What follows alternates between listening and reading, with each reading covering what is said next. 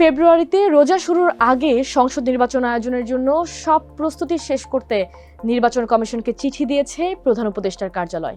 এই চিঠির মাধ্যমে নির্বাচন আয়োজনের জন্য সরকারের পক্ষ থেকে নির্বাচন কমিশনকে অনুরোধের আনুষ্ঠানিকতা শেষ হলো।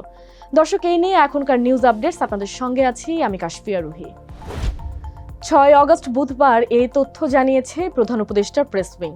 প্রধান নির্বাচন কমিশনার বরাবর পাঠানো ওই চিঠিতে উল্লেখিত সময়ে প্রত্যাশিত মানের অবাধ, সুষ্ঠু, শান্তিপূর্ণ ও উৎসবমুখর জাতীয় নির্বাচন আয়োজনের প্রয়োজনীয় কার্যক্রম গ্রহণের জন্য অনুরোধ করেন প্রধান উপদেষ্টার মুখ্য সচিব এম সিরাজউদ্দিন মিয়া। মঙ্গলবার 5 আগস্ট জুলাই গণঅভ্যুত্থান দিবসে প্রধান উপদেষ্টা অধ্যাপক মোহাম্মদ ইউনূস জাতির উদ্দেশ্যে দেওয়া ভাষণে আগামী বছর ফেব্রুয়ারি মাসে রোজা শুরুর আগে নির্বাচন আয়োজনের জন্য নির্বাচন কমিশনকে চিঠি দেওয়ার কথা বলেন। তারই ধারাবাহিকতায় আজ এই চিঠি পাঠালো প্রধান উপদেষ্টার কার্যালয়। জাতির উদ্দেশ্যে দেওয়া ভাষণে উল্লেখ করে চিঠিতে বলা হয়, প্রধান উপদেষ্টা তার ভাষণে অবিলম্বে এক্ষেত্রে সকল প্রস্তুতি ও প্রাতিষ্ঠানিক আয়োজন শুরুর কথা বলেছেন।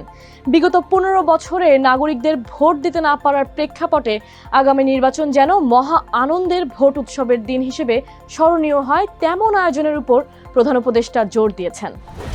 নির্বাচন আয়োজনে যথোপযুক্ত প্রযুক্তি ব্যবহারের গুরুত্বারোপের পাশাপাশি একটি প্রত্যাশিত সুষ্ঠু, অবাধ, শান্তিপূর্ণ, উৎসবমুখর নির্বাচন আয়োজনের সরকারের সর্বাত্মক সহযোগিতার প্রত্যয়ের কথাও নির্বাচন কমিশনকে জানানো হয়েছে। দর্শক, এই ছিল এখনকার নিউজ আপডেটস। আরও আপডেটস পেতে আমাদের সঙ্গেই থাকুন।